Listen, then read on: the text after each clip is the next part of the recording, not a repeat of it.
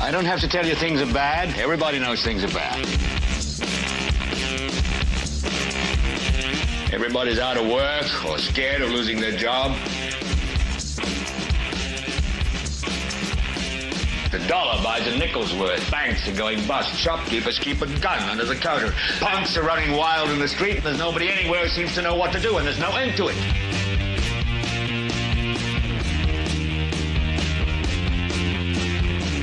The air is unfit to breathe, and our food is unfit to eat. And we sit watching our TVs while some local newscaster tells us that today we had 15 homicides and 63 violent crimes, as if that's the way it's supposed to be. We know things are bad, worse than bad. It's like everything everywhere is going crazy, so we don't go out anymore.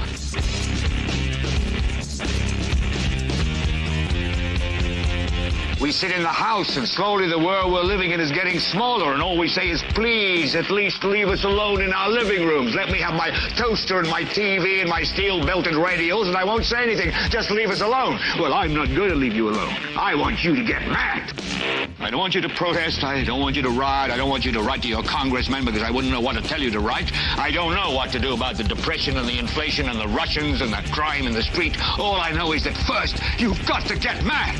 You've got to say, I'm a human being. God damn it. My life has value. So, I want you to get up now. I want all of you to get up out of your chairs.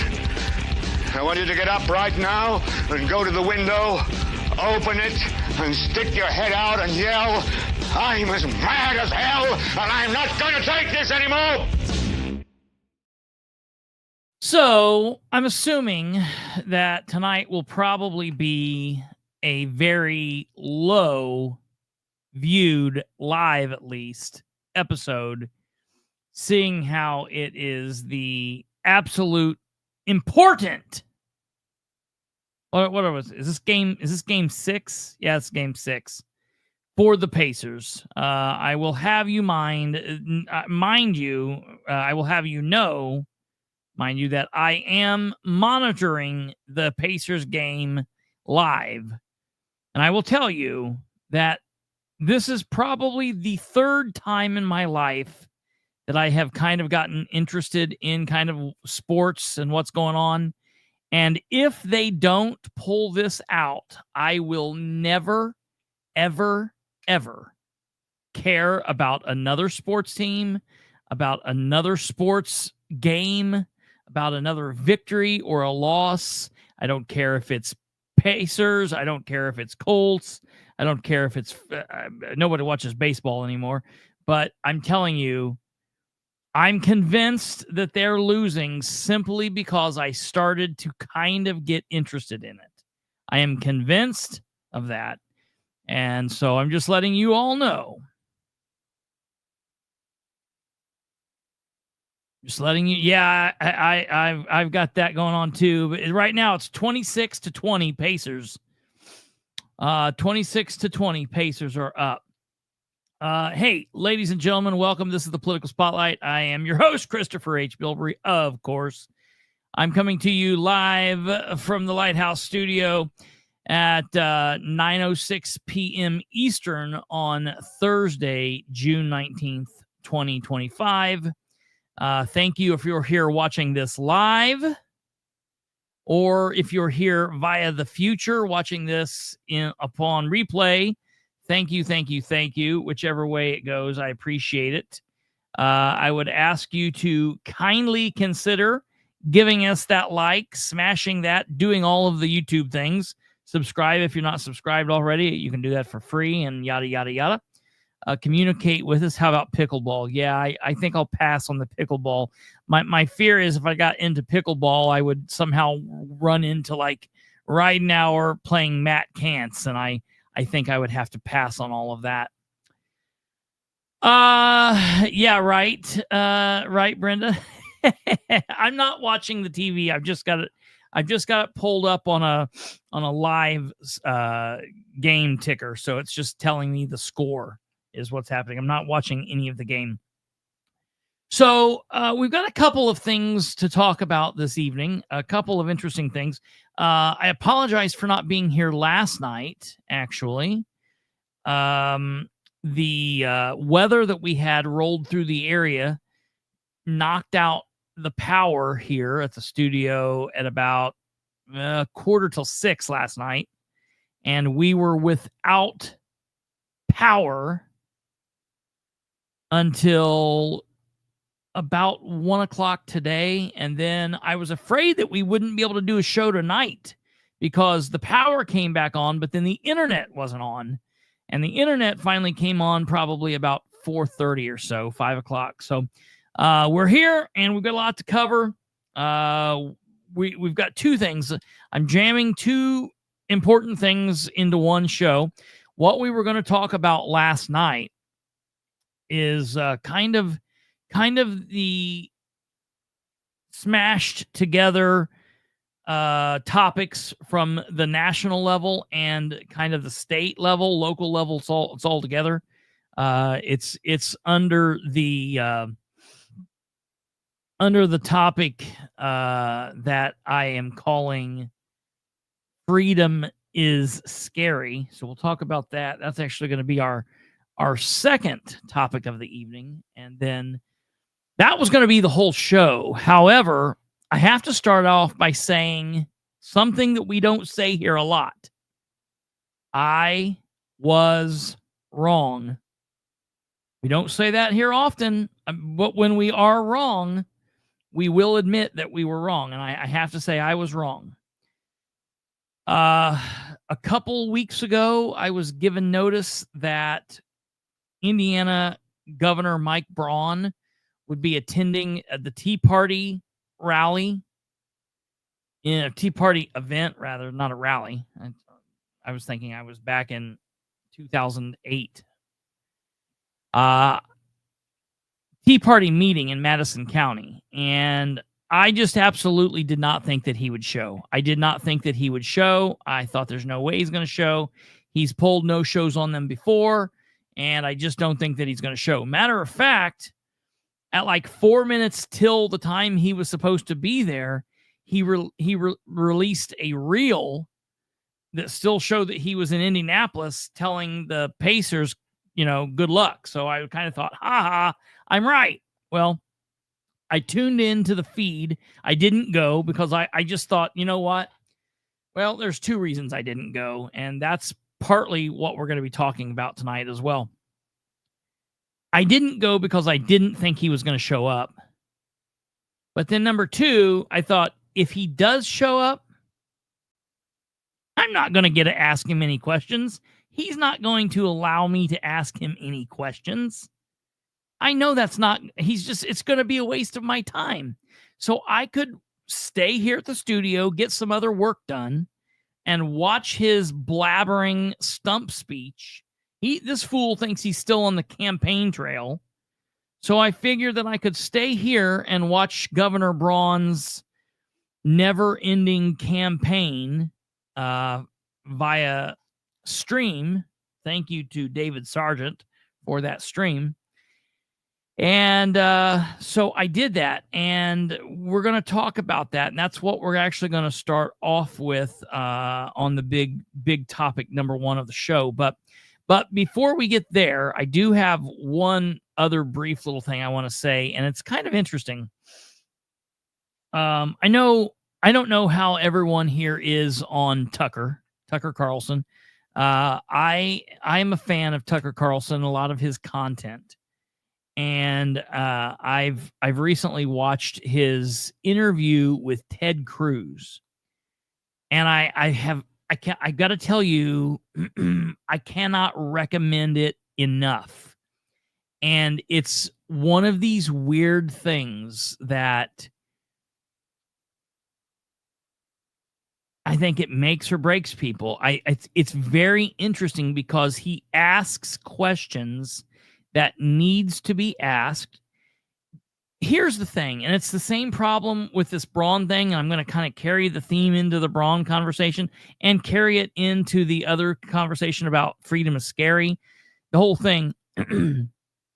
I've talked repeatedly here. It's no secret that I feel that I'm a Christian. I have a faith in God, and I am a Christian believer. Have been all of my life, and that's just something that I'm very passionate about and believe strongly in. And I fully believe, as Christians should, that we should be mindful and back and bless Israel. Now, I don't specifically think that necessarily has to mean, and Tucker covers this when he's talking to Ted Cruz, and he covers it very well, that when you say Israel, what does that mean? Does that mean the specific border of a place on a map, or does that mean the God's chosen people? Does that mean the Jews? And I'm not going to get into preaching to you or whatnot. You can do what you want to do. I'm just telling you that this interview is for all people. If you're a Democrat and you hate Ted Cruz, if you're a leftist and you hate Ted Cruz, watch this, because Tucker spanks him. If you hate Tucker, Ted Cruz pushes back on Tucker. If you are a Christian, and I mean, like, if you truly believe in God, you're not just somebody out here just saying, and like, oh, I like people that act like it, and it's all for show. I think that you're going to have to read between the lines and look at what Tucker's saying. I think you will like what Tucker's saying. If you are against America's involvement in the war that I think is coming, it's here, it's already here, you should listen to this. I'm telling all people. I've put it out on Twitter. I will share it to Facebook afterwards when I get off here. But I would highly recommend everybody giving it a listen because there's a lot there for everybody. And I think it's a very important interview, and it's very well done. So I would highly recommend listening to it. Okay, so I got that out of the way. I wanted to put that out there, obviously, because I've listened to the interview now twice through, and it's very interesting. And it's Tucker as an interviewer. Hate him if you want, whatever. It's an interviewer asking an elected official questions, and you can literally see the moments when Ted Cruz is like afraid to answer, or he doesn't like that Tucker doesn't let him up. And it's amazing. I mean, there's at times it gets uncomfortable because they're like sitting there face to face fighting, like arguing. It's a wild interview. If you have not watched it, I think it's a crazy interview. It's amazing. And so I would highly recommend watching it. Okay. Getting on to this Braun thing. So I have to say that I'm shocked that Braun showed up to this event. I don't know why he showed up to the event, because he was only there for a very short period of time. And it was really crazy. Hold on. I didn't see some of the comments. Cindy. Okay, so you've watched it. You've watched it. Here's the deal. Tweety Bird, I'm telling you, if you ought to watch it. And here's what I would say. Watch the interview. I would like to hear your thoughts on the interview, because I think that you can watch it, and I think that you could probably appreciate a lot of what's being said, because I think it would shock you. I don't think that I think you would be shocked by what you hear. And Cindy, I think you're exactly right. Tucker asked legitimate questions, but Ted felt on the defensive. Absolutely. And the questions that Ted was defensive about are definitely questions that need to be explored more. And I'm telling you, as somebody from the left, Tweety, I think that you would enjoy the interview, because it's not like a a love fest like you think, like it's not what you think. I will put it on my Facebook and you can make your decision from there. I'll do that after the show. Okay, getting back to this Braun thing. Now, I want to say this originally because I was actually commenting on the feed, and I want to make this very clear about this Tea Party meeting tonight in Madison County. A couple of people that I like, a couple of people that I support, people that I would consider friends, put this, they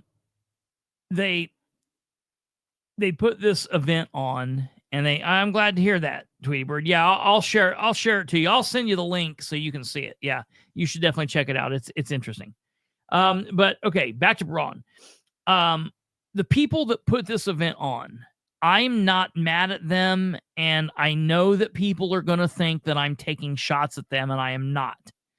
So I know like Dr. Ackerman was there, and Adam, I know he was there, and I know that there's a lot of people that were very instrumental in bringing Braun to this meeting, and I'm not mad at them, kinda, per se. I appreciate what they were trying to do.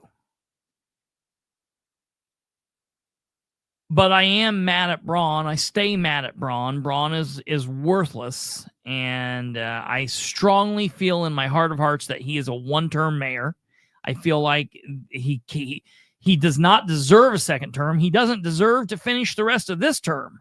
I wish he would pick up his boy Blunder, his lieutenant governor, and skedaddle right on out of office, the both of them, because they are terrible. Absolutely terrible. Well, see, I was going the same way, Kate, until the end when the old man running the meeting got up and said, well, he wanted to answer questions, but we told him no. No, we don't want you to answer questions. We're here to hear what you got to say. Now, I don't believe that. I believe that old man.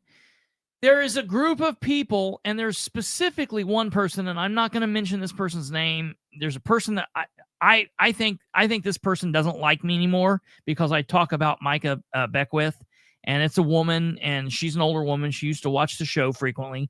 And I don't think she watches as much anymore because she doesn't like, and her friend group doesn't like that I talk about Micah. I don't care about Micah as a person, about him as your preacher. I think he's kind of a goofy, and I'm not really sure, I kind of question some of that, but that's between him and his maker.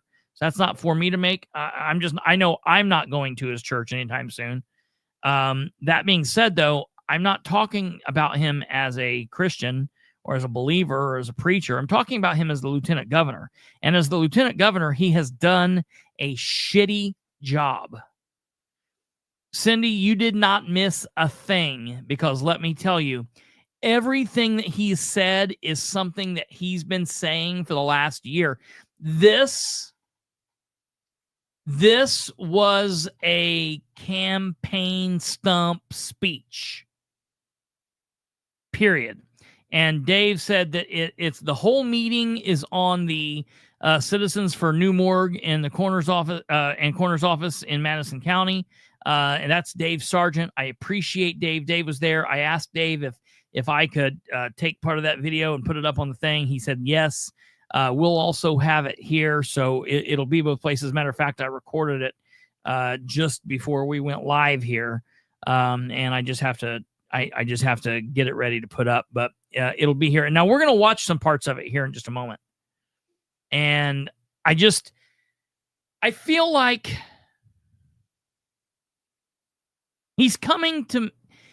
Braun is coming to the quote-unquote Tea Party in Madison County, where it's a totally red county. All Republicans, conservatives, Republicans have every seat locked down. It is what it is. if he can't come to central Indiana and talk back and forth with a majority of the people in the room that's going to like him, there weren't a whole lot. David, how many people do you think total was there? Can you give us an approximation of how many people that you believe was there?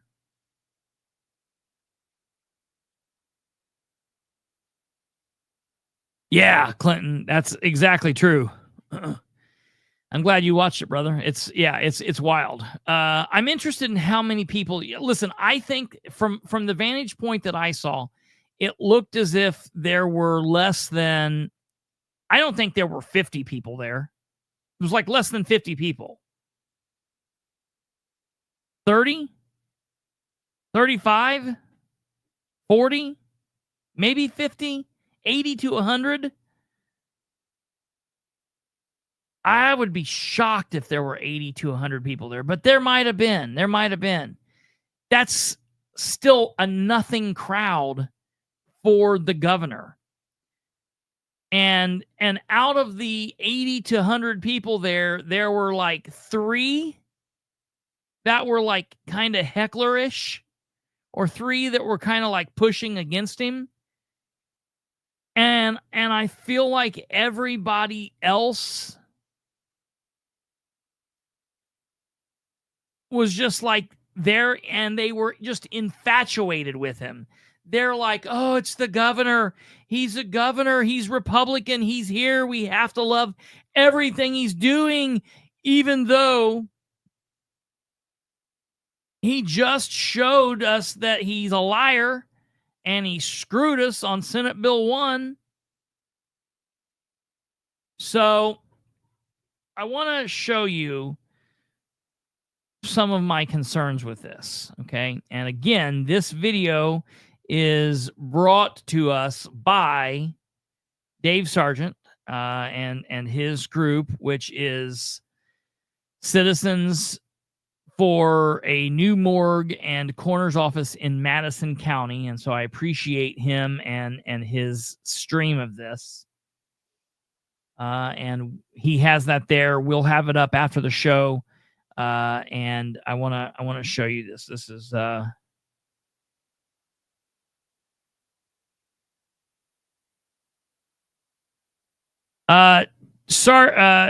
David, were there how many police officers were there? Were there any police officers there? I know he had to have had like his drive. I know that he had to have troopers there.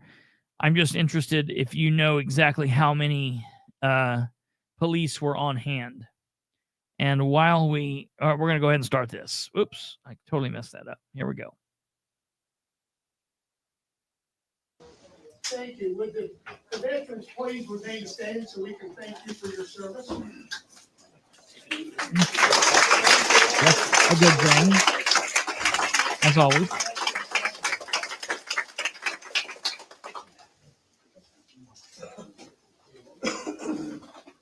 I'd like to make some brief announcements now. The first one is we're asking for donations for the food and the rental of the place. So if you can, please help us out. We really appreciate it if you would. The second one is tonight's meeting will not have any Q&A. We asked everybody to listen to what everyone the speakers have to say. If you have a question for that person, we have paper over there on the desk. So straight off the bat, tonight's meeting will not be a Q&A. We've got paperwork so you can fill out and get to his people, and he'll answer you when he gets around to it. State, city, and county. I would say 6 for sure, with outside also at least 8 to 10. So, I mean, man, let's say there were 100 people there. That means there was like one officer for every 10 people. That is insane. I don't know what they thought was going to happen here, But look, I mean, we can see right here. And there are people that leave when he gets done talking, and I know that Dave pans, but there's another video from further back in the room, and I mean, you see how there's empty seats here. This was not, I thought that, man, if the governor's going to be here, I thought this would be a little bit more, this would be bigger than what it would be. I'm shocked that more people did not come out. I'm shocked that more people didn't come out. Now they're saying that the room was 100 capacity. I think that's kind of a crazy thing for a governor. You know what I mean? Like, that whole thing is kind of crazy. So, okay, here we go. So straight off the bat, no questions. Okay. As soon as I heard that, I was like, I did make the right decision. Now, Catherine and I kind of went back in the channel and in the comments, and she's like, well, you should have went and pushed it. And I'm like, what do you mean? I've been dragged out of rooms, you know, for better and worse people than Mike Braun. Like, I'm not new to this. I don't need to be dragged out. They're going to let me get 2 questions in. The lady got 3, and they were crappy with her. We'll hear that here in a minute. Like, they weren't going to give me, you know. So let's listen to this. You came in, tell who you want to answer the question, fill that out, and we'll make sure that you get it, and they'll get it to you as soon as they can. Fill out the paper, and they'll get an answer to you as soon as they can. That's not how this works, bucko. I apologize, but shame on the Tea Party. If this was not the governor's request, shame on the Tea Party for instituting this. Just got to say it. I'm tired of hearing this man talk. I now want him to listen and then respond from that. I'm tired of hearing him campaign to us. You've already got the job. Thank you very much for that. Only after the prayer and the pledge have the judge have given us thanks.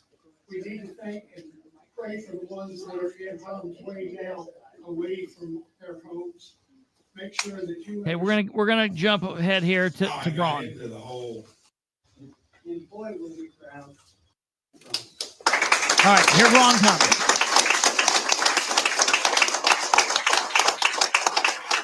That's right, Cindy. Yeah, I remember those days when I would come to meetings and be lucky for 5 or 6 people to show up. It reminds me of how I got into the whole public service arena. For those of you who don't know, be careful. The school boards are a good place to maybe start. And that's where I got started back in 2004. And that's crazy. From 2004 to now, this guy's went from, I mean, I always forget that 2004 was quite a long time ago. 2004 feels like 5 years ago. So I guess I always forget that that's not just 5 years ago, but you know, okay. That evening, my wife got the phone call, and she was so busy and couldn't do it. She still has her own business and wants to go another 4 years, and she's been doing it for 47 years. So imagine having a tiger like that as your partner. And she wrapped up the conversation by saying, I told you politely that I don't have time to do it, but maybe my husband would be interested. I was ran to grab the phone, but it was too late. And that not occurred, almost certain we wouldn't be here this evening. So a real interesting journey that was in 2004. I think we still had 2 daughters in high school, 2 sons that graduated.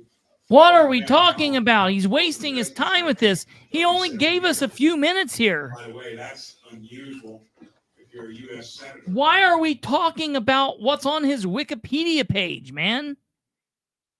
Hardly anyone in the U.S. Senate has gotten there by signing the front side of the paycheck.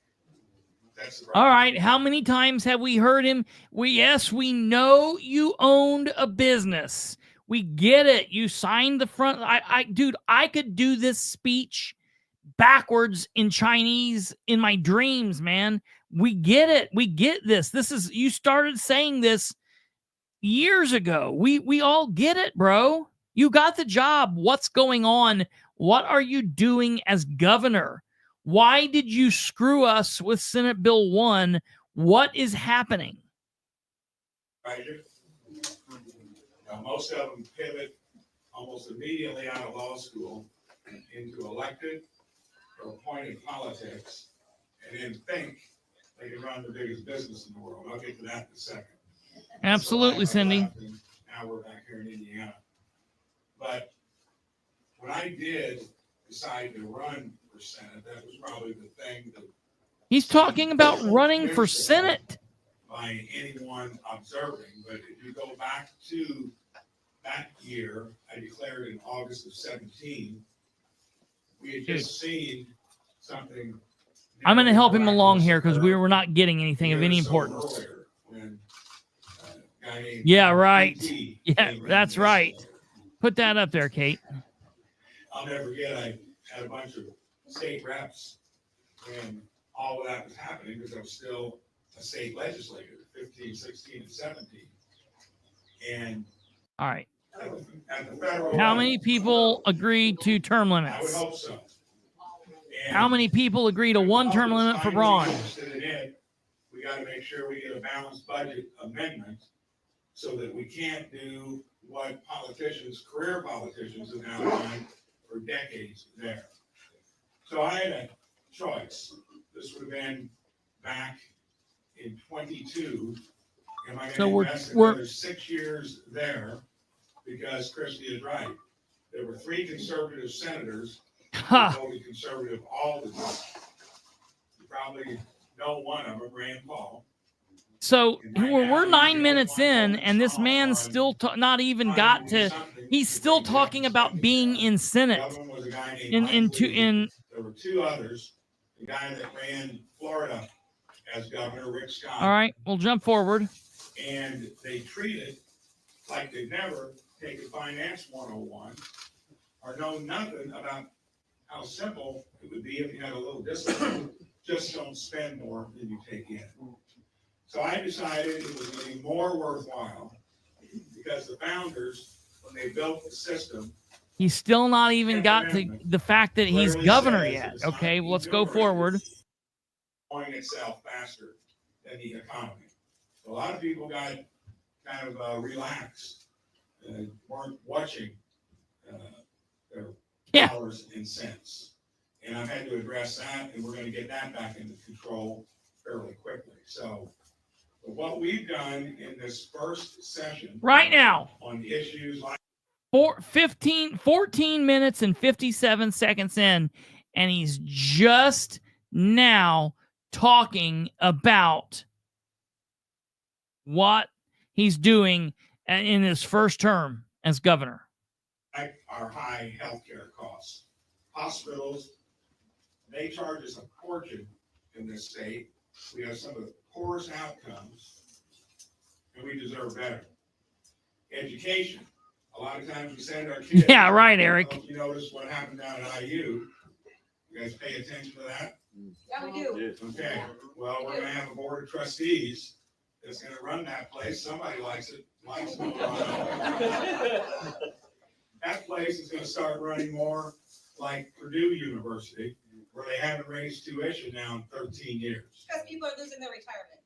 What's that? It's because people are losing their retirement. Pardon me, ma'am, we're not taking questions today. Now notice this. This woman, she says it's because people are losing their retirement. Nobody says anything. He says, "What's that?" Because he didn't hear her. I swear, and I've got no way to prove this, but I swear, if her comment would have been, "I love to kiss your ass and rub your feet. You're wonderful. We've raised you up to like godlike level," he would have been fine with her blurting out I know, but and look, and she can be a heckler and a crazy pot, whatever she wants to be. However, the point is, had she been like, I love you, they wouldn't have said anything to her. However, he says, what's that? She repeats it. And then they tell her, remember, we're not taking questions, lady. Thank you. And I'd be happy to talk to you maybe when I leave the place, but we're going to get through this. I'll be happy to talk to you maybe when I leave the place, but we're going to get through this. You're not going to please everyone. You're not going to please everyone or anyone. But our public universities, somebody may be losing their retirement, but you wouldn't be if they were being run more efficiently. And you were maybe doing it from the point of view of what parents and kids would like to see out of the places we spend a lot of money. All right, we're at 16. We don't want to produce kids who don't have skills that are marketable and have points of view that don't make sense for how we raise them. So you're going to find that you're never going to please them. Well, they let her say her piece once he leaves. See, that's what's funny. Once he leaves, when the other two speakers are up, they allow questions and answers at that point. It's like, wait a minute. So you specifically didn't allow questions and answer just when Braun was here for 16 minutes? Like, that's a little funky. You win in a landslide. That's why not too many people get into politics. 6 out of 10 people voting for you. Hardly ever do you hit 60%. It's more like 55%. That means you cannot tell me that all of these people in here are just sitting here. They're just sitting here looking enamored with him, like they're just in love with everything coming out of his mouth. First of all, nothing has come out of his mouth yet. He's still yet to say anything worth a damn. Everything that he is saying, he's been saying on the stump run, the stump speech, campaigning since he first got in the race. Still nothing new. And I don't know, Cindy, I'm going to have to reach out to the Tea Party people and find out, because he's the one that kind of barked out there, but the older man said something there, and then the older man says something different at the end. So I don't know what happened. Again, I'm going to say, if it was him and they agreed to it, shame on them. But yeah, I guess I get whatever. But if it wasn't him and it was them, shame on them specifically. The whole thing does not seem like a Tea Party to me. This, I like the whole idea of, and we're going to get into that during the freedom is scary here in a minute too. But the whole idea of just having to sit there on your hands with duct tape over your mouth and be indoctrinated by the same old crap, it's tiring. I'm so tired of it. 45 out of every 100 people you see don't like you. All right, okay. People don't like him, and he's not going to appease everybody.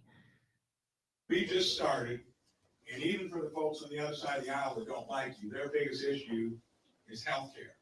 What have we gotten? A system that doesn't work for anyone. We've gotten more past to reform it in a system that I jumped into that was already a week to 10 days in session, to where we're getting notice across the country for how we've reformed it. And that's taken on the insurance companies and the hospitals, because in that particular issue, which is the biggest thing we spend money at the federal level, we're almost off. It's going broke. We're almost done. He's almost out. 20% of our GDP, most other places, is closer to 12. Choices. And you know why they choose? Because it's a good system. If you happen to be in Gary, Indiana, which used to be our second largest city, nearly 180,000 people, down to 60,000. Used to have 60,000 in the public school system, down to 6,000 or 7,000. Wouldn't you want a choice for something else? Well, we're going to get that. We're going to have choice throughout the system of primary and secondary, parents in charge, and it's going to be based upon merit, and who's doing the best job of educating is where our kids will end up going. And then when you decide if you want to enlist, enroll in further education, or most will choose employment. We're going to get that balance to where we teach skills in high school that's going to prepare you to do one of the three and not be forced into a trajectory that higher education has been pushing, that you can't be successful without a 4-year degree. Yay! The way that has worked is that we've guided kids into that He's direction. campaigning. Half of them He's not, he's don't talking finish. about stuff that he might do in the next When 3 they don't years, finish, the next 4 they years. end He's up not back in the basement talking about anything. because they're not ready to work because they have no skills. Is this what the lost people time. wanted to hear? Is this seriously? If 100 people came out to listen to this, is this seriously what they came out to hear? They didn't come out to hear any real, any kind of real content, anything really seriously going on. What's happening in the governor's office? What are we doing? What's going on with Diego Morales? What are we doing? You notice how he's no longer talking about property taxes? He's not talking about how we're going to defeat property taxes in Indiana. That's done. And all that crap that Lieutenant Governor Micah Beckwith was saying, like in the weeks after he signed it, oh, we're going to do it. We're going to do it in 3 years. We're going to do it in 4 years. We're going to do it in 8 years. We're going to do it in 12 years. We're never going to talk. We're not going to talk about it in any serious way again for some time. Because they got done what they wanted to get done. And they could be in debt. Neither one is good. My ideal for a system is teach basic skills, including civics, including personal finance in high school, so you at least know how to balance a checkbook. Okay. And to add to the curriculum. Yeah, well, yeah. Build a workforce and the skills that are needed. Make sure you're offering workforce training in high school, even starting in middle school. That's right, Cat. So that when you become a senior, you can get one of those jobs now, 130,000 of them in our own state that pay more than 80% of most college degrees. Eric, I sadly feel like I think that's it. The best paying job at Toyota is not on the line. The one that pays between 40 and 50 bucks an hour, that's what the farm kid used to be able to do. When he came off the farm, it ended up being the repairman and the mechanic at places. We've gotten away from that, and we've deceived our own kids in terms of what a good life will be. And a lot of it has been directed again from things like Common Core in DC to the woods. A lot of businesses are catching on. They started 4T Academy 7-8 years ago. That meant 4 local schools. Oh, that's scary, Cat. I'm telling you. Connection into their summer jobs, their after school jobs. What is he talking about, The man? state was the only one that benefited from people moving into it. I couldn't believe that when I read it 2 months ago. You know why? Governor Pritzker and maybe he's doing something here. I don't know. He and their legislature are not offering good value. And that's why people are moving, voting with their feet, and Indiana has been the beneficiary. That's why we have voting with their feet. That had people moving into it. So all kinds of things that you can do. I view it as a rare opportunity where you had someone that knows what the issues are on the larger stage, knows how to get along with a legislature. We've done it this first round out, whether your issue is education, whether it's healthcare, whether it's public safety, the whole gamut. We are going to be entrepreneurial at it. I want to hear your input. Any questions you have, write them down, and we'll get back to you on it. Yeah. We're leaving here in a few minutes. Anybody that wants to bend my ear as I leave, you're welcome. Yeah, we're going to be leaving here in a few minutes. I think I skipped over. You guys will have to go back and, if you can even stand it, try to watch the whole thing, because there's a point where he says, we were up in Lafayette a couple weeks ago, and I had, because the lady chimed in again and spoke up and said something, and they're like, lady, shut up, and he's like, I'm going to answer you this time, even though you didn't ask a question. I want to tell you. And he's like, believe it or not, we did one of these up in Lafayette, and I had 300 people just like that. And he's like, and you know what? I stayed for the whole hour and talked to them. Oh, you gave 300 people that didn't like you, and however many hundred that did, you gave them a whole hour? He's like, now I'm not going to be here that long tonight. And he's like looking at his watch, and then here he's like, now we're going to be leaving in just a few minutes, and I'm going to be walking rather briskly to the car. I'm going to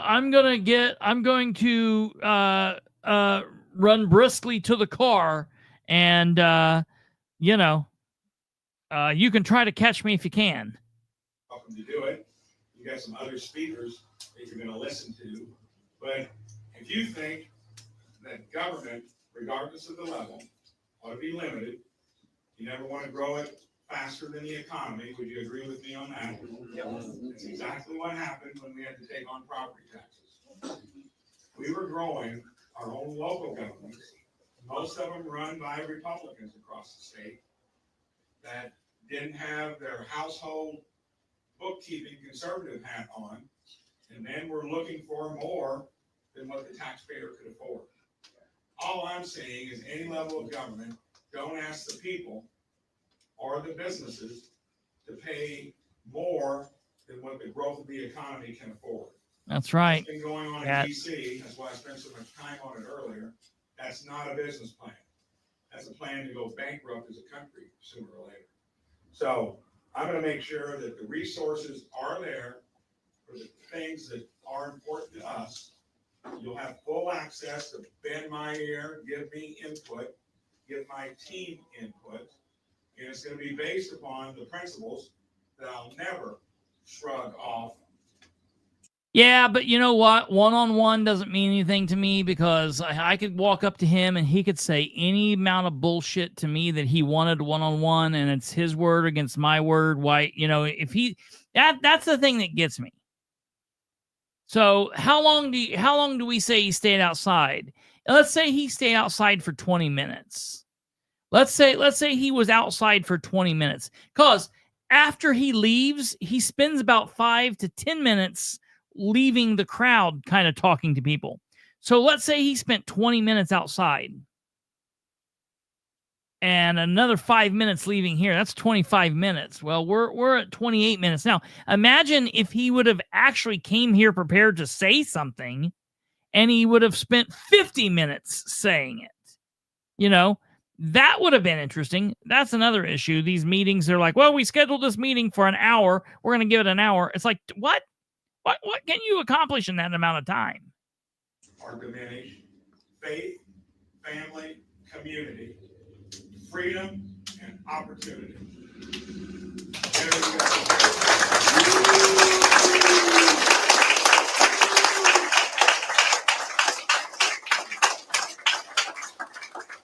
Thank you so much, and I look forward to coming back again soon. Educated idiots.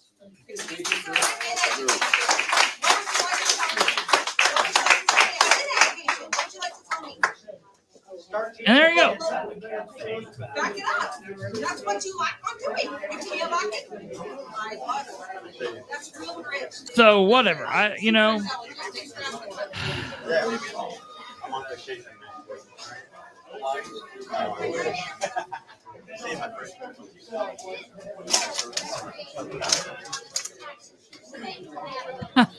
Cat.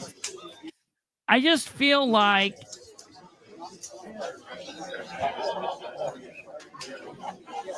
I don't know what this accomplished. I would honestly like to ask. Like, I'd like to ask. Janet Grenand was there. Got a real good picture of Janet talking to the mayor or to the governor. I would like to ask Janet or the old man that stood up to the podium, or any of these people here, this lady here, I'd like to ask, what did you get from this? What did you get from it? Are you happy? Is things better off? What happened with your property taxes a while back? When the assessment came out, where did you land on that? Are you happy about it? What do you think it's going to be next year? Will you be happy about it then? What did he really tell you? This would be interesting. I would like to sit down with any of these people and say, give me, he talked for 28 minutes or not, no, he didn't. We're at 28 minutes when he left. He talked for probably 22 of those. And for the first 14 minutes of it, he talked about history. So for the about 12 minutes that he talked, I would like you to give me a 5-minute summary of what you got from this meeting. What did he tell you? What's he doing for you as a citizen of Indiana? What is he doing for the Hoosier state? What are we doing about education, rather than talking about ideas for the future and things that he wants to do and saying buzzwords? What is he doing? Where are we with the property taxes, really, since this was a fumble? What is he doing about bringing economic development into the state? What is he doing about holding the Economic Development Corporation, the IEDC, accountable? What is he doing to hold Diego accountable and to hold his lieutenant governor accountable? What are we doing with these issues? Now, nobody cares about that because the governor came and talked to us, and he you know what I heard from him there? I heard the want, the Charlie Brown teacher. That's what he could have done. And I am so glad. Man, you don't understand how mad I would have been if I would have actually attended this. I came real close. I came very damn close to it. Had I attended that, I would have, I don't know if I could have lived with myself.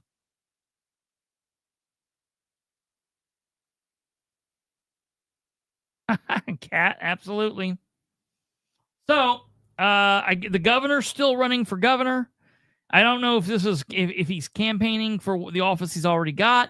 I don't know if he's already campaigning for the second term, but he has to be a one-term governor. He came in, he was going to fix property taxes. He didn't. He screwed up, and it's been a shit show since. And I feel like he and Micah are on this constant, just statewide, north to south, east to west, and everywhere in between, stump speech run. I don't know what they're doing. They're out stumping. The highways and the toll roads. Absolutely. Absolutely. Just an update as we get ready to roll into our second topic here. At halftime, the Pacers are up 64-42. Pacers are 64 to the Oklahoma City Thunder at 42. So that's not looking too bad there. I'm going to go off of it and not jinx it. Okay. All right. So, the governor's an idiot. I feel like we were all duped. He's announcing, it's been being spread around that he wants to run for president. And based off of the people who's reporting it and the sources that have been saying it, I believe that he has been saying that. But I feel like even though they're not telling him, hey, you're really screwing up here in Indiana, I feel like they have at least told him, like, dude, Things are so bad. You're only 6 months into your first term, and most of the people in Indiana like hate the job that you're doing. It's an absolute disaster. You don't have a chance. So that's the reason he came out like yesterday or today and was like, no, I don't want to run for president. I promise that's a lie. I'm not running for president. That's fine. He has said that crap behind the closed doors. I guarantee it. He is that narcissistic, that egomaniacal that he has said that. So I just, I don't know about that. I don't buy that at all. Okay.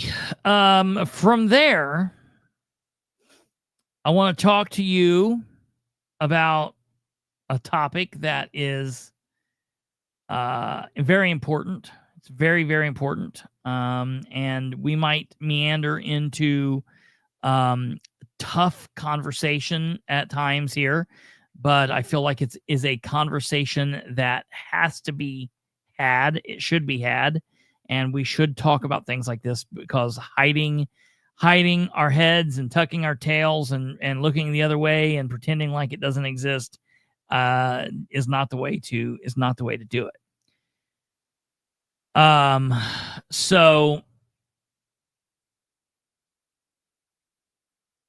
yeah, that's I'm pretty much there, Carrie. It's just so crazy. I hate state level, but don't mind and like what most federal levels are. Yeah, some of them piss me off. It just depends really what goes on. It just depends on who we're talking about, I guess. Alva, yeah, that's true. Maybe we can send him down your way. Let him be, he would be a great addition to Louisiana. So, okay. It's been brought up, and we've had a kind of a weird schedule here. Obviously we're not here Friday and Saturday. We're here Sunday through Thursday. So, we have not talked about the situation with the horrible situation that occurred in Minnesota over the weekend. And I want to say here, first and foremost, before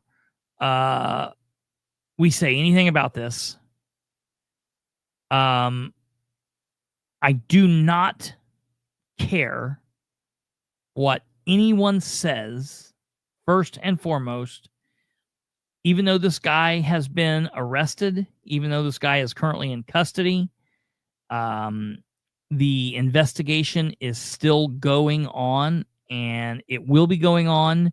There is still a lot to determine about what's happening here. And everybody that's running to make this guy be a team member on this side or a team member on that side, they're all full of shit. Those people are not out for the truth. They are out to make it a political story. And furthermore, I don't care what side he's on. He killed 2 people. He attempted to kill 2 more, and he did harm 2 others. And then he had a long laundry list of other folks that he wanted to hurt. Okay? What this man voted or didn't vote, or who he liked or didn't like, or he had some no king signs in his car, and he was appointed by a Democratic governor, and his best friend from high school says that he was MAGA, but he didn't say it. The reporter said it. None of that shit matters. What matters is the fact that there are 2 people that are deceased. There are 2 people that are victims that are still in hospital, from what I believe, and that there was more people on his list to hurt. So that is the number one thing. And I think that this is a horrible travesty. I don't care how heated I ever get with someone politically. I don't ever think, should I do them harm? I would hate that anyone thinks that of me. I know that people have said that before and thought that, but whatever.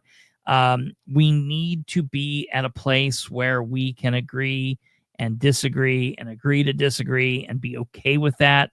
The idea of, well, I don't like this person's politics, I'm just going to go off them, is insane.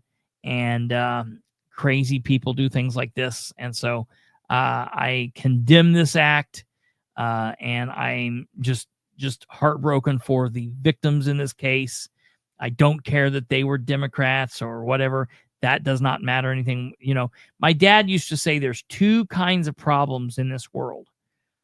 There are real problems, big problems, and there are not real problems or little problems. And big real problems are the death of a family member or a friend or a major illness, something like that. And little problems are everything else. And so to me, you know, when you're talking about the death of someone like this, it's not about a left, right, up, down, political, not political thing. It's a horrible tragedy. And my heart goes out to everyone involved here. So I want to put this up on the screen here a little bit and talk about this. And I'm just going to cover this just very basically, and we're going to then draw it into something that I read in the Herald Bulletin here the other day. And so this has a national kind of overlay to it, I'm going to bring it back to something that's going on here at home, and something that I think we need to have a conversation about. Whether it be a national level, local level, or state level, or whatever, for all elected officials and all citizens too. So here is the charging information in this man's criminal complaint. Okay, and so this is the probable cause to arrest this man. And so count one is the stalking of Melissa Hortman, use of interstate facilities on or about June 14th, 2025 in the state district of Minnesota. Elsewhere, Vance Luther Bolter, the defendant, with the intent to kill, injure, harass, intimidate, and place under surveillance with the intent to kill, injure, harass, or intimidate another person, used an interactive computer service, electronic communication service, and electronic communication system of interstate commerce and a facility of interstate or foreign commerce to engage in a course of conduct that placed that person in a reasonable fear of death and or serious bodily injury that the person and that person's spouse and in the course of engaging in such conduct caused the death of that person and that person's spouse. To wit, Bolter used GPS navigational system, interstate wires, and the internet to plan, carry out the stalking, shooting, and killing of Melissa Hortman, who is the former Speaker of the House, of the State House in Minnesota. Even though she was no longer the Speaker, she was still a representative.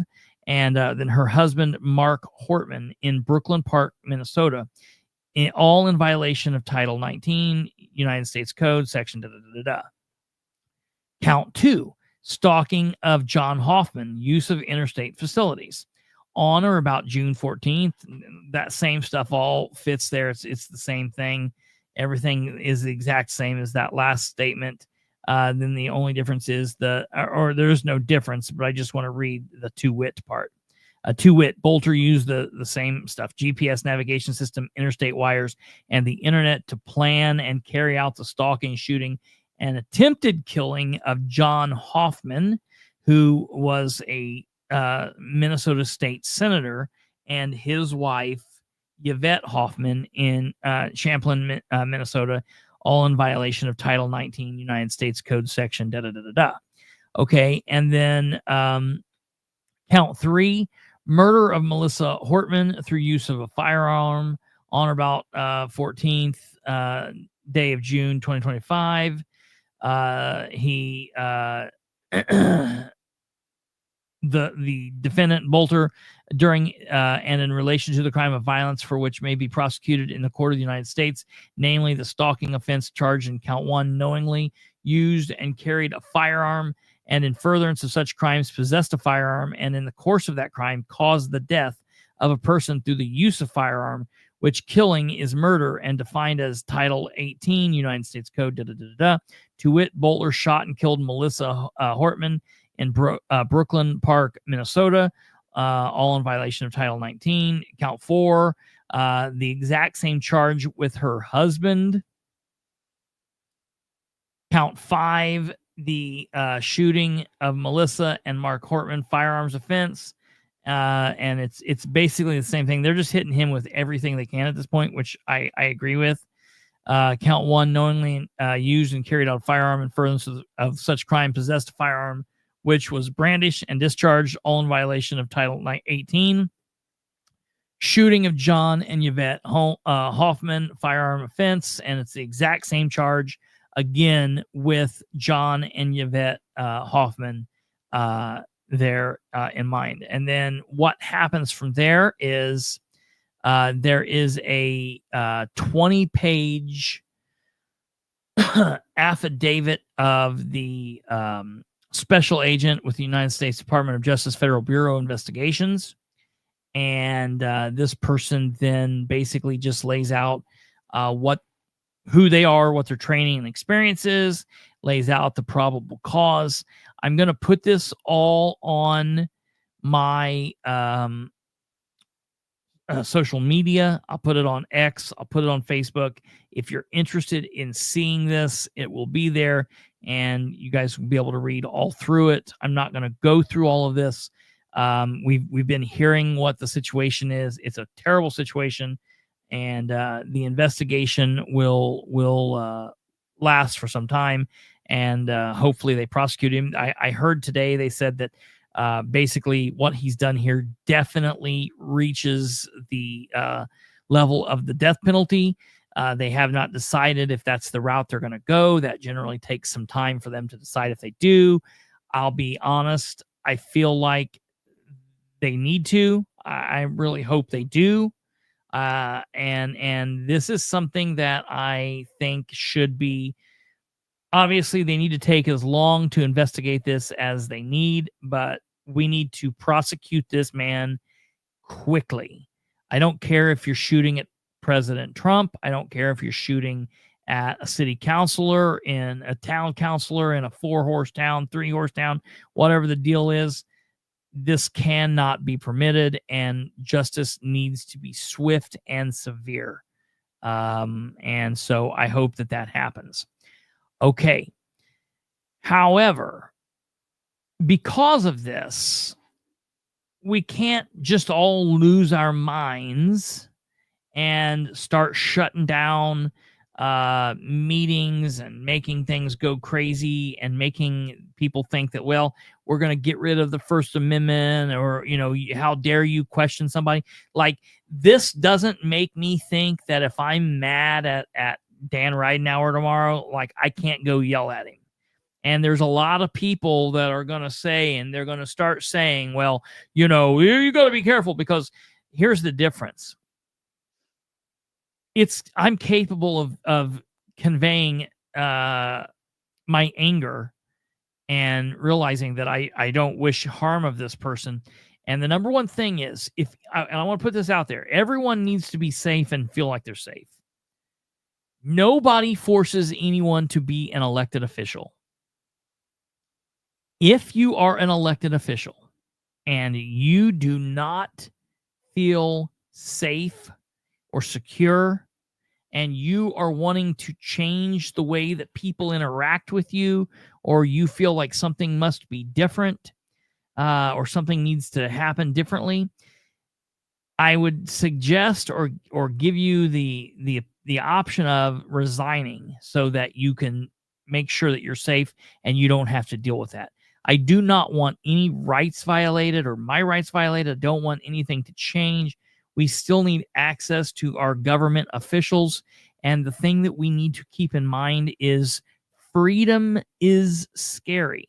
You could be killed going to get the bread tomorrow in a car accident.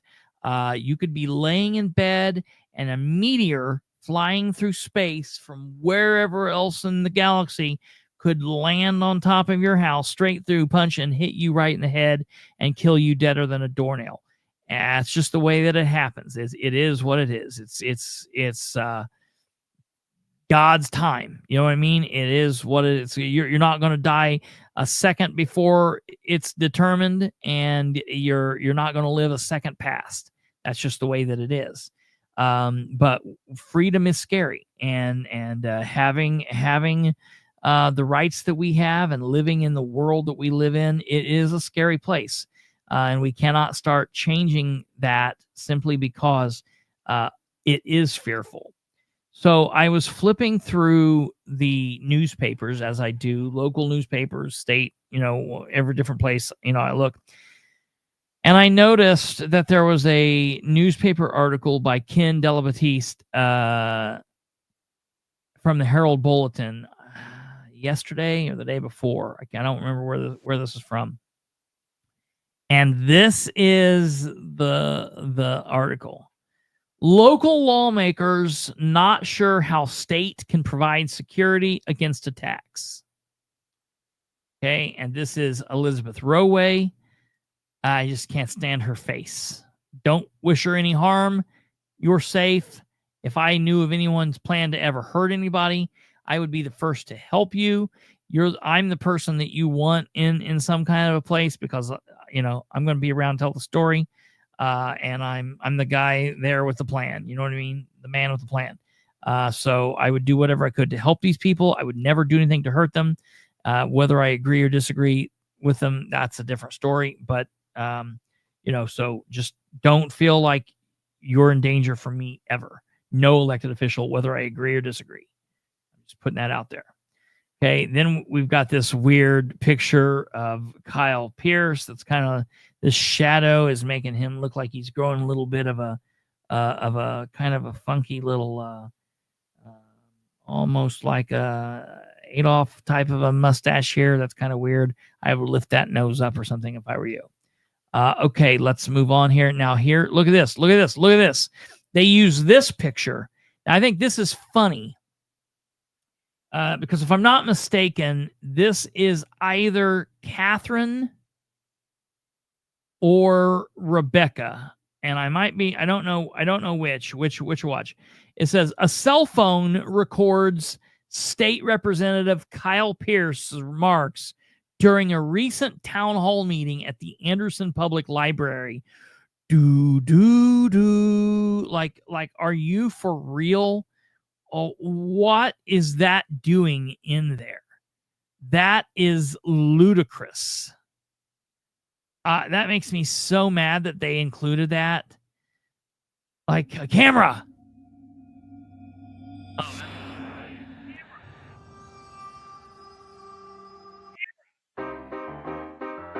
There we go. Oh, it's Sargent, Dave Sargent's. Okay. Well, look, Dave Sargent was shooting Kyle Pierce with a camera. David was shooting Kyle Pierce with his cell phone. I think that's gross. Because the implication with this is like, I don't like what they're trying to do here. This is gross. Okay. This is the same shit that Bob McCoy in Winchester was playing and J.D. Prescott it was playing with 1338 and that whole mess. Okay. This is nutso. All right. Let's move on here. A weekend attack that left a state lawmaker in Minnesota and her husband dead and another couple wounded has raised security concerns with legislators representing Madison County at the Indiana State House. Okay. Is it illogical for these people to be worried about their safety? No. Look, Tweety Bird asked the other day about why someone is concerned about carrying a gun to a vote center. Let me tell you why. Because people are freaking nuts. Because a man put on a mask and put on a police uniform, even though he's not a police officer, and drove a car that is outfitted like a police officer to the homes, the 4 different homes of elected officials, trying to kill them, accomplishing it twice. What if he decided to instead go and kill a bunch of voters? You know, that's why people care. So I care about my safety. I keep my head on a swivel. I train with my firearm. I have a whole life experience training with firearms and my time as a police officer and you know, doing that. So I keep my head on a swivel, and I tell you, you're safer out there because of people like me that are out there.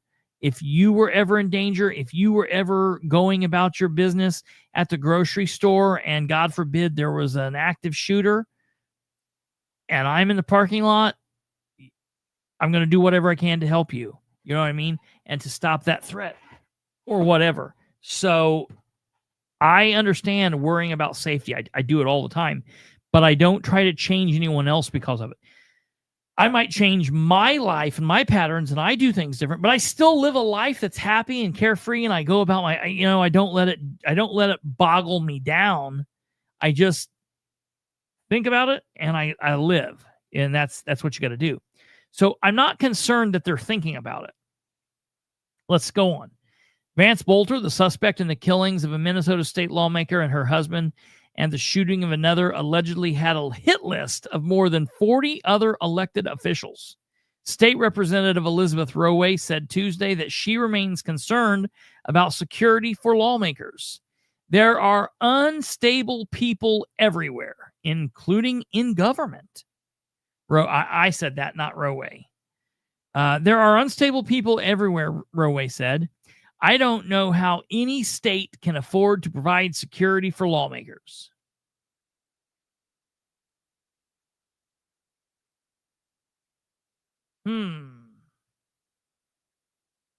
Okay. Roway said she could request security at town hall meetings, but that wouldn't necessarily resolve concerns. No, having a cop someplace doesn't mean anything. It just means there's a cop there. But, you know, my thing is like, okay, are they going to stop going to events? You know, Republicans are already doing this where they don't go to a lot of events to begin with. Are we going to stop seeing her places? Are they going to try to like lock places down? You know, I wonder. It could happen anywhere, not just at a town hall meeting, she said. That's right. That is absolutely right. It could happen while driving your car down the road. A bus could run a stop sign, and you know what I mean? That's got nothing to do with a crazy, unstable guy with a gun. It's that life is scary. Freedom is scary. Roway said a decision by state officials to remove lawmakers' personal information from statewide websites is a good idea. Unfortunately, people can find information on the internet, she said. My heart is broken for what happened in Minnesota. Mine too. Roway said it's important for people to realize that it's okay to agree or not agree. And I agree with her. On the issues, it's okay to disagree with people, she said. State Representative Kyle Pierce said he always has a level of focus on his security. That's smart. Pierce conducted a town hall meeting in Anderson this year and didn't request the presence of any security. The level of disagreement can ramp up pretty quick, he said. Pierce said the removal of lawmakers' personal information from state websites would be welcome. If someone wants to attack someone, they can find the information, he said. It's an extra level of precaution. Pierce agreed that people should remember that disagreement on issues is part of the process of governing. Democracy only works when people can take opposite sides of an issue, he said. If we lose that, we're in trouble. And then the article ends. Okay, so it didn't really provide a lot of information, but I'm telling you what we're going to see, and we're going to see. It's just like what happens anytime there is a school issue, an issue at a school, or anytime there's some kind of gun thing. It's always the gun deal, or just anytime something happens, people are reactionary. That's the issue. They're not proactive, they're reactive. So anytime something happens, that's top of mind and everybody's going crazy about it. So I could see a situation where people start thinking like, ooh, we better, if someone's mad here, we better shut them down. I'm just saying, first and foremost, everybody needs to take a breath and realize that first and foremost, we should be able to agree and disagree. And that it's okay to be mad, and it's okay to be upset, and it's okay to be angry. And it's okay to display that anger, but we all do have to control it 100%. But the other thing here is I just want to make sure, put this blanket statement out for all elected officials, whether it be the smallest town to the president. If you're afraid, resign, step down, leave office. No one forced you to be there. If you're to a point that you can't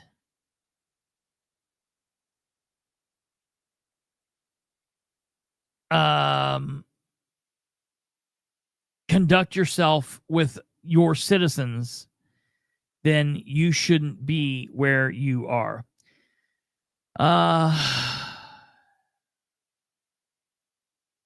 One thing we should do, I don't know what hate speech is, and I'm not for stopping speech. So I don't know what we're talking about there. And Tweetybird says, sounds like you live in fear. Tweetybird, that's like saying a person that eats healthy lives in fear. Or a person that runs 5 miles and makes routine visits to the doctor lives in fear.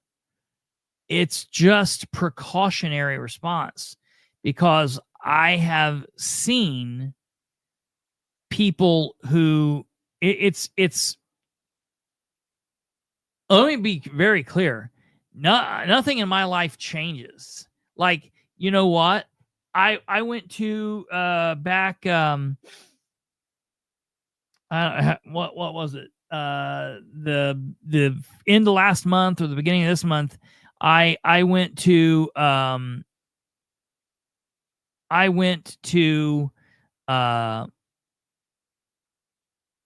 concert with Brandon, and Brandon and I went there, and there was a shit ton of people there, and there could have been someone there that was an active shooter or whatever, and whatever.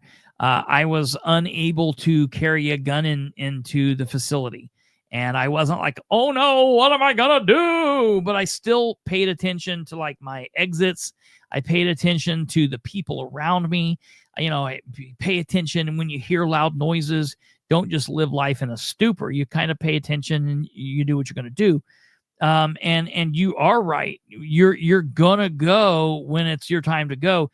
Saying you're going to go when you're going to go, why carry a gun? You're not that daft. Like you cannot be that crazy. Listen to me. So be as fat as you want to be. I shouldn't exercise. I shouldn't try to get my weight under control, because it don't matter. I'm going to go when I'm going to go. If you're a heroin addict, it doesn't matter. Shoot all the heroin you want, because you're not going to OD until it is your time. And when you OD, that's your time. Don't take any precautions. That's nuts. We all take precautions. You get in your car, you might drive, you might wear a seatbelt, you might not. You make precautions. And I'm going to tell you, when I'm driving, I don't always wear a seatbelt. I wear a seatbelt at specific times, going specific places on specific drives. And I do that because I've seen evidence of what happens at different times in different accidents if someone's wearing a seatbelt versus not wearing a seatbelt. So I use an understanding from my life to conduct myself in a way that, number one, doesn't affect anybody else, and it takes seconds out of my day or seconds out of my time or my trip or whatever to either do or not do. And it's something that I do. And you know what? I might be wrong. Just because you carry a gun doesn't mean you're not going to be killed by a mugger or killed by somebody in an active shooter. That doesn't happen.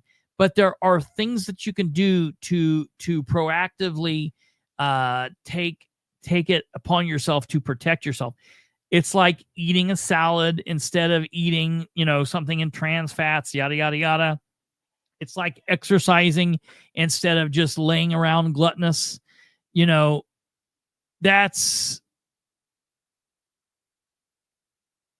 nuts.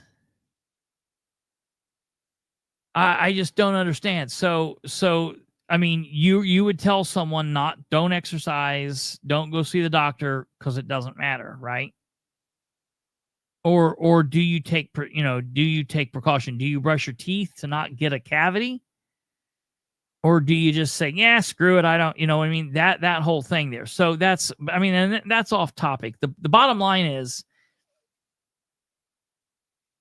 you're absolutely right. You're absolutely right. And that's the whole idea of the thing that people say about plane crashes versus car crashes. Car crashes are so much more dangerous than planes. Planes are so much safer. The deal is one plane crash generally kills you, where I've been involved in 5 or 6, 7 crashes in my life, and thank God I'm still here. You can be involved in an accident and still not die. You could be in a shooting and still not die. But it's called personal protection and personal responsibility. It's like locking your door at night. You know what I mean? You either you either lock your door to keep your things protected and keep you safe, or you don't.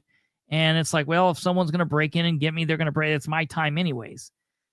I also believe, and this is kind of like the argument I was saying earlier about the whole Tucker thing. I believe that very much that God has a plan, and it's ordained by God. That's his plan. But I truly believe that God wants people to be intelligent, and that God wants you to be. It's like this. If you go to the doctor and they say, okay, man, you've got bone cancer. And you are like, okay, well, I believe in God and I'm going to pray and I'm not going back to another doctor.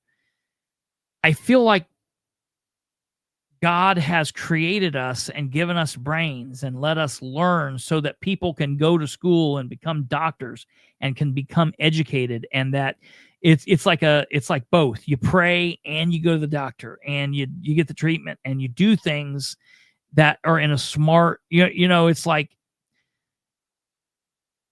that. The I don't know what the joke is or the moral of the story is, where the guy's like in the hurricane and he's like praying like to God to save me, like, God save me, and he's praying and praying and praying and praying, and he hears all this noise outside, but he keeps praying and the water keeps rising and the water keeps rising, and finally he drowns and he dies.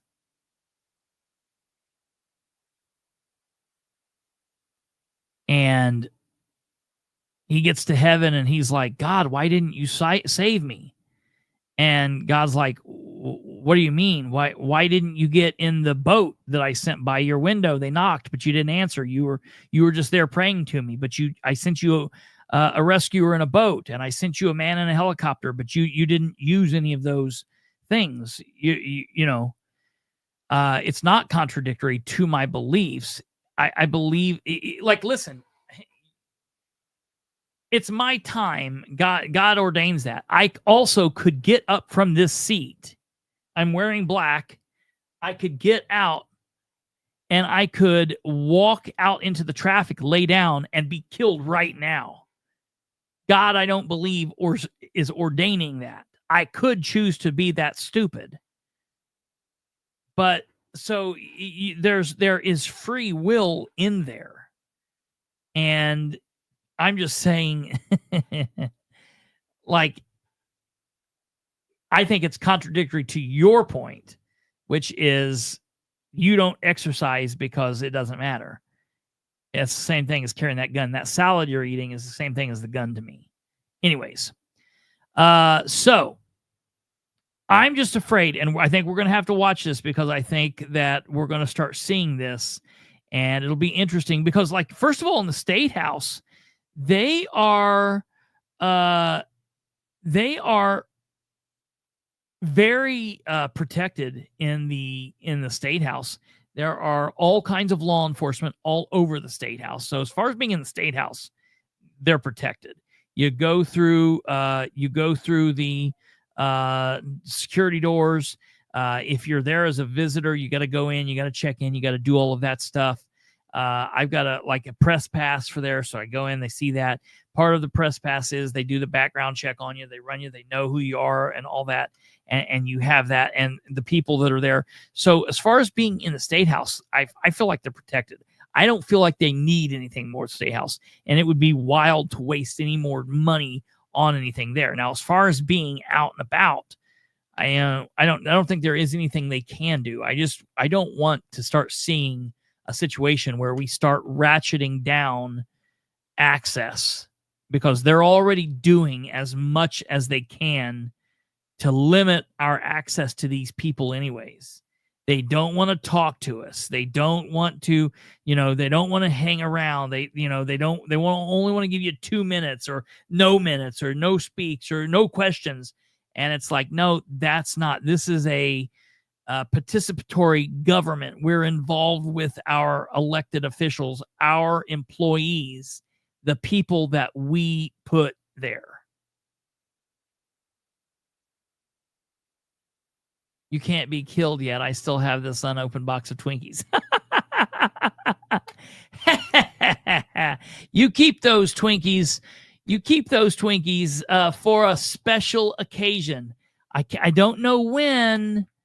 I don't know where, but it's coming soon. We're gonna have a big celebration. I cannot tell you all when or where exactly yet, but we're going to have a celebration night here coming up, sooner rather than later. Oh, yeah, put that out there.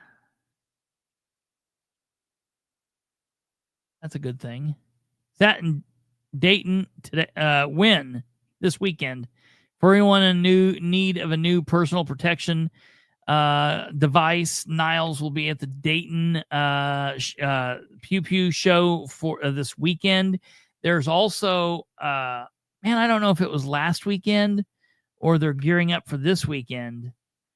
I think there's some kind of a gun show in Muncie. It was either this weekend or last weekend. I don't know. I'll have to look for that. But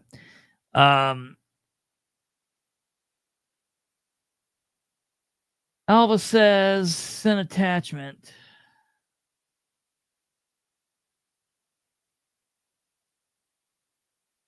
Wait, where did you send it to, Alva?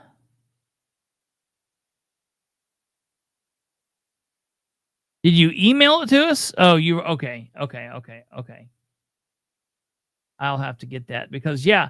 And listen, I don't know how I feel about this deal of removing their personal information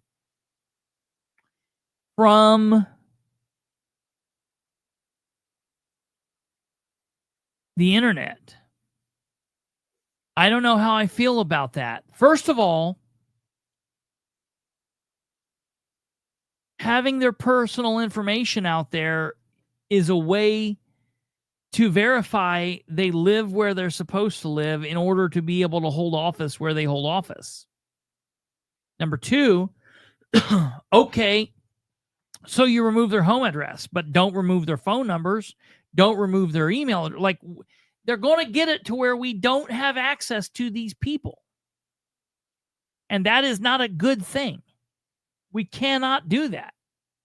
I'm against that 100%. Again, if you're that afraid, Don't. You know what? Let me be clear. Jail times and fines. Yeah, right. Listen, I'm not a fan of flying. I'm afraid of flying. You know what I don't do? I don't fly. That's simple. Pretty simple.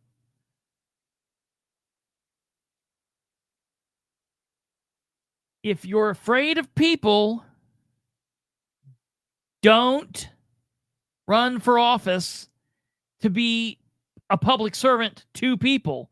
Holy crap. It's Pacers 90-60. Oh yeah, it's completely made up. It's bullshit. That makes me mad. Absolutely makes me mad. Rich people get their personal info scrubbed even on Google Maps. As far as a rich person, to me, a rich person, people are so weird about rich people. I don't care what somebody does that's not an elected official. Scrub yourself away from existence if you're not a political figure. Scrub yourself into outer space if you want. Go scrub yourself. I don't care about that. If you're an elected official, whether you're rich or poor, I got a problem with that. I feel like that's part of accountability. So I don't know. I'm not okay with that. Maybe I should have went to that meeting tonight and told Kyle Pierce that. No, I'm glad I didn't waste my time. It's because they don't make extra large parachutes. Titanic movie was all about dissing rich people. Oh yeah, I you know what? I've only seen about 5 minutes of that movie. I've never watched more than about 5 minutes of that movie.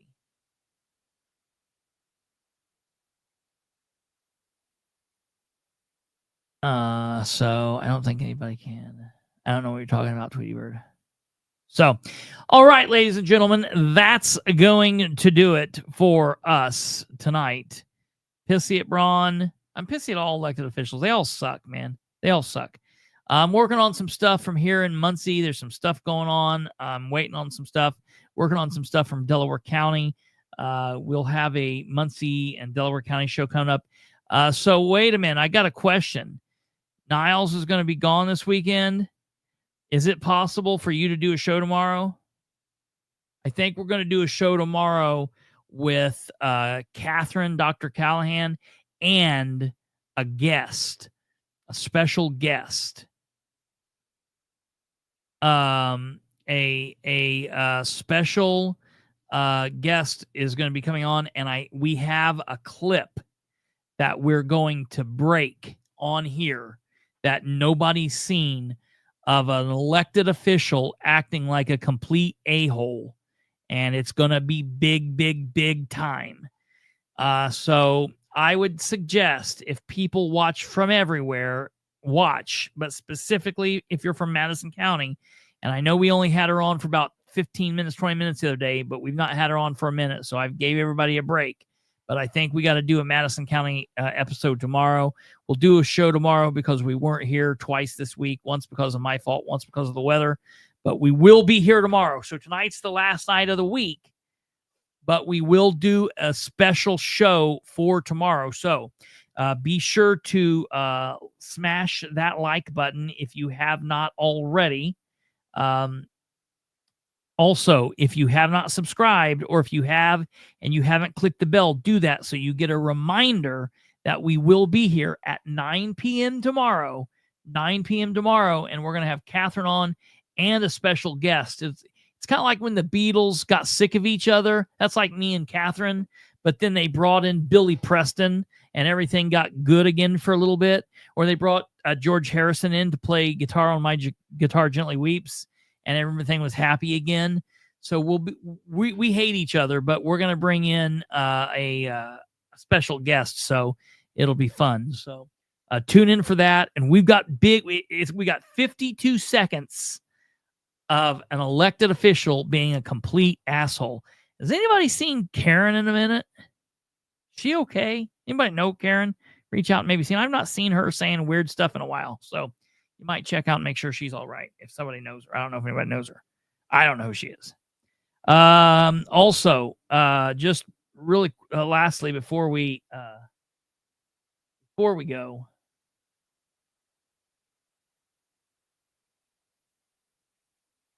if you're interested in seeing that Minnesota charging information, you'll want to follow me on social media. Follow me on Facebook. That's my personal Kristopher H. Bilbrey at Bilbrey 318 Facebook page. I can no longer accept friends. I'm at 5,000 friends, but I now have the professional page. They clicked me over and said, you are now a professional creator. So I don't know what that means. I got to look through everything, but I've got some kind of bizarre Facebook page now. I didn't even know they did that. It looks different on my end. It's so weird. But do that stuff. Follow me there, facebook.com/Bilbrey318. You can also follow me follow our stuff at the Political Spotlights page. That's facebook.com/Political Spotlight 318. And on X, that's x.com/Bilbrey Live. Follow us. You can't hit it twice. If you hit it twice, it'll undo it. You got to hit it three. You got to hit it once or three times. Only once matters. If you hit it more than once, it undoes it. So you'll probably have to do it again. Yeah, I've noticed that, Stumblefoot. I don't know. So hopefully she's okay. There's no way to, like, everyone's like, please send us your email and your contact information. I'm like, no, I don't want to do that because people think I'm going to sell it somewhere or whatever. No, whatever. Like, I don't care about you people that much. The people I know, and no, I'm kidding. I love you all. If you want me to know who you are, let me know, but that's on you. You got to let me know somehow. If I don't know who you are and you're sneaking around, that's on you. All right, you guys take care. God bless. Have a good night. See you tomorrow. Real quick, one last time before we go. 92-62 with 10 minutes in the fourth. So I'm going to go watch the rest of this game, and they're going to totally tank it as soon as I get off here. All right, you guys take care.